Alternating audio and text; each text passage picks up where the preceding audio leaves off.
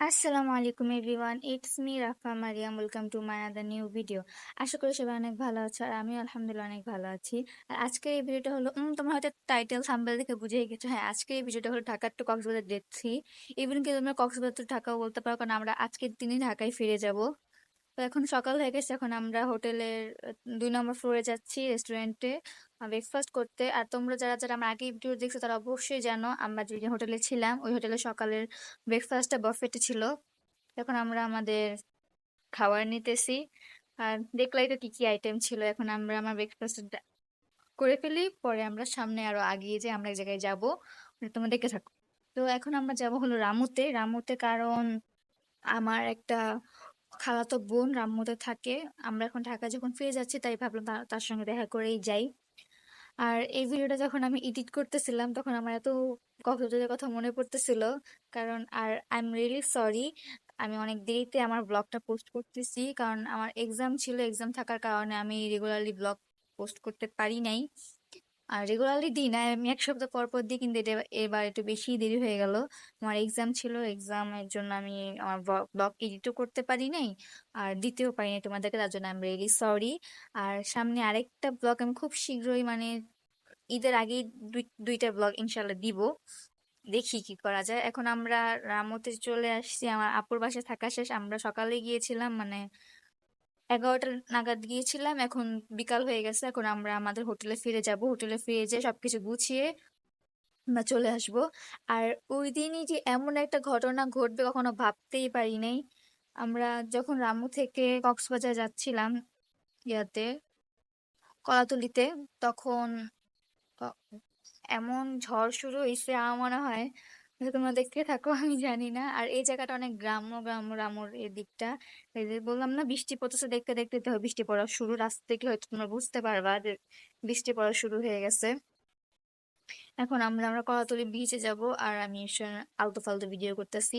আর হ্যাঁ, যারা যারা আমার চ্যানেল নতুন তারা অবশ্যই আমার চ্যানেলটাকে সাবস্ক্রাইব করে দিবা। আর যারা যারা চ্যানেলটা সাবস্ক্রাইব করছো তাদেরকে অসংখ্য ধন্যবাদ। এভাবেই আমাকে সাপোর্ট করবা, আমার জন্য দোয়া করবে, আমি যেন ভালো আরো ডেভেলপ করতে পারি আর ভালো ভালো ব্লগ তোমাদেরকে দিতে পারি।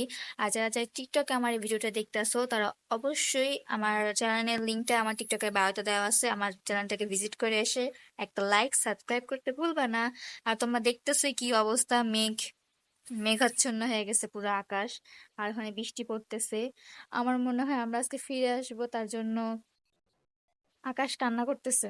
আর একটা কথা তোমাদেরকে আমি শেয়ার করি, আমরা যখন ঢাকায় ছিলাম, যেদিন আমরা কক্সবাজার আসবো, ওই আগের দিন 3 দিন আগে থেকে আমাকে অনেক আগে থেকে বৃষ্টি হয় না হয় না, আমাকে বৃষ্টি হয় না কেন, কি অবস্থা, বৃষ্টি হয় না কেন?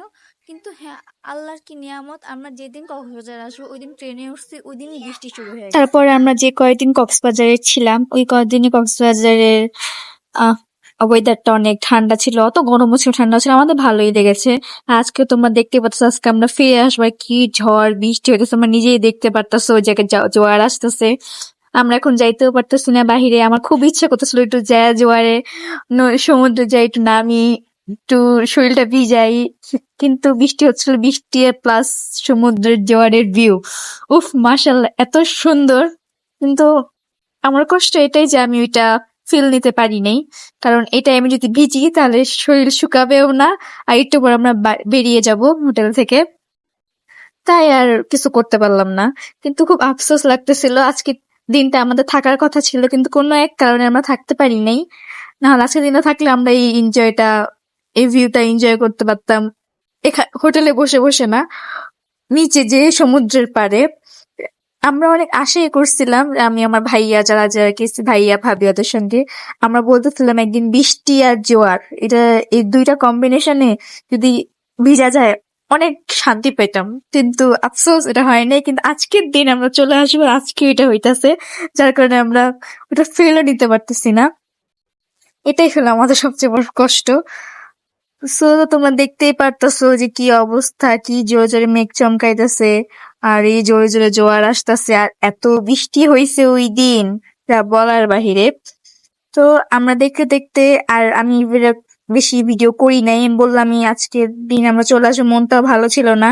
আর ওরকম কোথাও যাওয়া হয় নাই। আমার আম্মু গেছিলাম আপুর বাসা থেকে বিকালবেলা চলে আসতে, পরে বৃষ্টি হইছে। ভাবছিলাম মার্কেটে যাবো, বার্মিস মার্কেট, এগুলোতে মার্কেট টার্কেট করবো, কিন্তু কিচ্ছুই হয় নাই আমাদের বৃষ্টির কারণে। আর যদি এমন হতো যে আমরা থাকতাম আজকের দিনটা, তাহলে এই বৃষ্টিতে ভিজে ভিজে আমরা আমাদের মার্কেট করতাম। কিন্তু আমাদের আল্লাহ যা করে ভালোর জন্যই করে, কপালটা খারাপ বলবো না, আল্লাহ যা করে ভালোর জন্যই করে। কিছু একটা কারণে আল্লাহ তাআলা এই কাজটা করছে, যে জন্য আমরা এগুলো করতে পারি নাই। সমস্যা নাই, ইনশাআল্লাহ যদি আল্লাহ তাআলা আবার কপালে রাখে তাহলে যাব, আবার কক্সবাজার যাব, ঘুরে আসবো। তোমরা দোয়া করবা আর বেশি বেশি করে সাবস্ক্রাইব করবা। যদি ইউটিউব থেকে টাকা পাই তাহলে ওখান থেকে আমি বেশি বেশি জায়গায় ঘুরতে পারবো, তোমাদেরকে ভালো ভালো ব্লগ দিতে পারবো। আর যা যা চ্যানেল সাবস্ক্রাইব করো না, সাবস্ক্রাইব করে দিবা। আমার আমার কথায় ভুল ত্রুটি থাকতে পারে, ক্ষমার দৃষ্টিতে দেখবা ভুল ত্রুটিগুলো। আর তোমরা অবশ্যই কমেন্টে জানাবা তোমাদের কি ভালো লাগছে। আর প্লিজ ভুল ত্রুটি ক্ষমা দৃষ্টিতে দেখবা। আর দেরি করে ব্লগ দেওয়ার জন্য সরি। আর দেখতে দেখতে আমরা একেবারে লাস্টে চলে আসছি, এরকম আমি ভিডিও করিও নাই। তাই আজকে এই পর্যন্ত, সামনে আরো ভালো ব্লগ নিয়ে আসবো ইনশাল্লাহ, তোমার দোয়া করবা। আজকে এই পর্যন্ত, আল্লাহ হাফেজ।